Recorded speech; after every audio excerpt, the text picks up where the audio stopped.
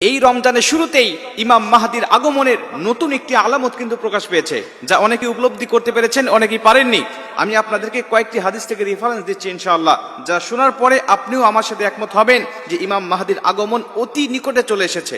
মনে রাখবেন, হাদিস শরীফের মধ্যে ইমাম মাহদির আগমনের সুনির্দিষ্ট কোনো দিন ক্ষণের কথা উল্লেখ না থাকলেও তিনি কবে আসবেন, কিভাবে আসবেন, এর কিছু আলামত কিন্তু আল্লাহ রাসূল আমাদেরকে জানিয়ে দিয়েছেন।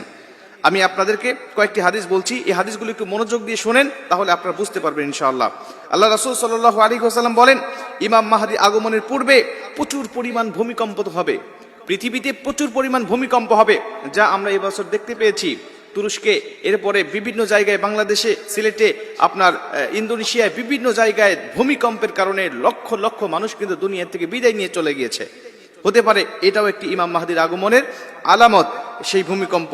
2 নম্বরে আল্লাহ রাসূল সাল্লাল্লাহু আলাইহি ওয়াসাল্লাম বলেন, ইমাম মাহদীর আগমনের পূর্বে চাঁদ এমনভাবে উদয় হবে, প্রকাশিত হবে বড় হয়ে, যেন প্রথম দিনের চাঁদ দেখেই মানুষেরা বলতে থাকবে যে এটা তো 2 দিনের চাঁদ, এটা তো 3 দিনের চাঁদ, এরকম তারা মন্তব্য করতে থাকবে। আমরা দেখতে পেয়েছি এবছরের রমজানের চাঁদ দেখে অনেকেই বলেছেন যে এটা তো 2 দিনের চাঁদের মতো বড় চাঁদ মনে হচ্ছে, স্পষ্ট সবাই দেখতে পেয়েছেন ইনশাআল্লাহ।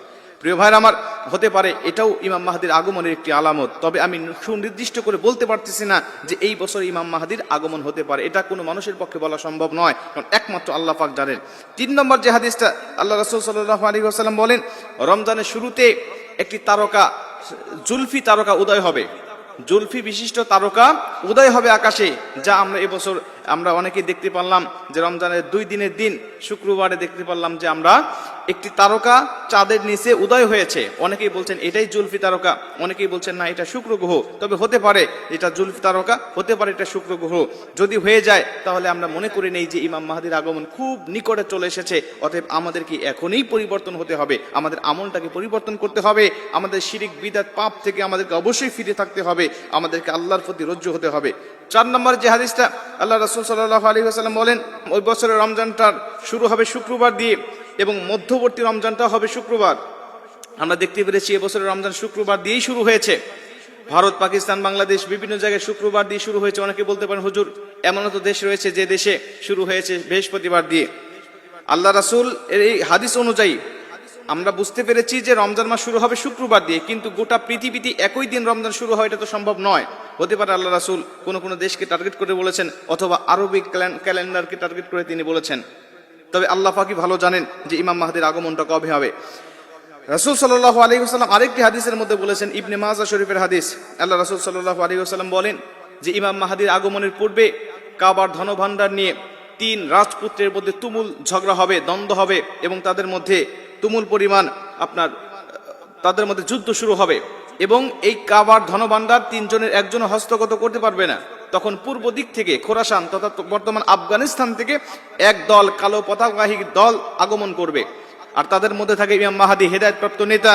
আল্লাহ রাসূল বলছে, তোমরা যখন সংবাদ পাবে যে পূর্ব দিক থেকে কালো পতাকাবাহী দল আসতেছেন, তোমরা বরফের উপরে হামাগুড়ি দিয়ে হলেও তাদের কাছে যাবে, গিয়ে ওই ইমাম মাহদীর হাতে তোমরা বাইয়াত গ্রহণ করবে, কারণ তিনি হবে হেদায়েতপ্রাপ্ত নেতা, আর তার অনুসারী যারা হবে তারাই হবে একমাত্র জান্নাতি দল।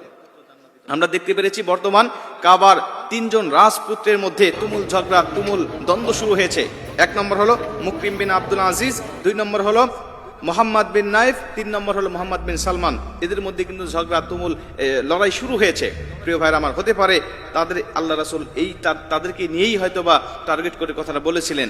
6 নম্বরে মুসলিম শরীফের একটি হাদিসের মধ্যে বর্ণনা করা হয়েছে, আল্লাহ রাসূল সাল্লাল্লাহু আলাইহি ওয়াসাল্লাম বলছেন, দাজ্জাল যখন আগমন করবে ঠিক সেই সময়ে একজন মুসলিম যুবক তার সামনে যাবেন, এবং যুবক যখন তাকে অস্বীকার করে বসবেন, তখন দাজ্জাল তাকে জান্নাতে নিক্ষেপ করবেন, এবং সে যেটাকে জাহান্নাম বলবে সেখানে তাকে আগমন করবেন, তাকে নিক্ষেপ করবেন, এবং যুবকটি জান্নাতে চলে যাবে।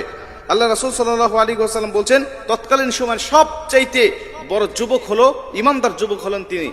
আমরা দেখেছি গত 2008 সালে প্যালেস্টাইনের আল আকসা একটি টিভি চ্যানেলের মধ্যে তখনকার সবচাইতে বড় একজন আলেম, নাম হলো ঈসা বাদওয়ান, তিনি একটি সাক্ষাৎকারে বলেছেন যে 2004 সালে জন্ম নেওয়া একটা শিশু 2008 সালে 6 ফেব্রুয়ারি তিনাকে যখন হাসপাতাল থেকে গাড়িতে করে নিয়ে আসা হচ্ছিল, তখন এই যুবকটি, এই ছোট্ট বাচ্চাটি কথা বলতেছিলেন যে আমি হলাম সেই যুবক যেই যুবককে দাজ্জাল হত্যা করবে এবং আমার পরে আর কাউকে হত্যা করতে পারবে না। তার কথা যদি সত্য হয় তাহলে 2004 সালে জন্ম সেই যুবকটি এখন কিন্তু যুবক বয়সে উপনীত হয়ে গিয়েছে। হতে পারে এই হাদিসটাও যদি সত্য হয় তাহলে ইমাম মাহদির আগমন কিন্তু খুব নিকটে চলে এসেছে। প্রিয় ভাইরা আমার, সুনির্দিষ্ট করে দিনক্ষণ কথা বলা কোনো আলেমের পক্ষে, কোনো মুফাসসিরের পক্ষে কখনোই সম্ভব নয় যে দাজ্জাল কবে আগমন করবে। কিন্তু এই কথাগুলো আমরা বলি এজন্য যে আমরা যারা এখনো পাপাচারের মধ্যে আছি ফিরে আসি। কারণ ইমাম মাহদির আগমন মানেই দাজ্জালের আগমন, দাজ্জালের আগমন মানেই আপনার ঈসা আলাইহিস সালাতু ওয়াস সালামের আগমন, ঈসা আলাইহিস সালাতু ওয়াস সালামের আগমন মানেই ইয়াজুজ মাজুজের আগমন, আর ইয়াজুজ মাজুজের আগমন মানেই দাব্বাতুল আরদের আগমন, দাব্বাতুল আরদের আগমন মানেই সূর্য পশ্চিম দিক থেকে উদয় হবে। আর এইভাবে যখন শুরু হয়ে যাবে তখন কিয়ামত একেবারেই নিকটবর্তী হয়ে যাবে, তখন আমাদের তওবার কাজে লাগবে না। অতএব তওবা এখনই করতে হবে, ফিরে আসতে হবে এখনই।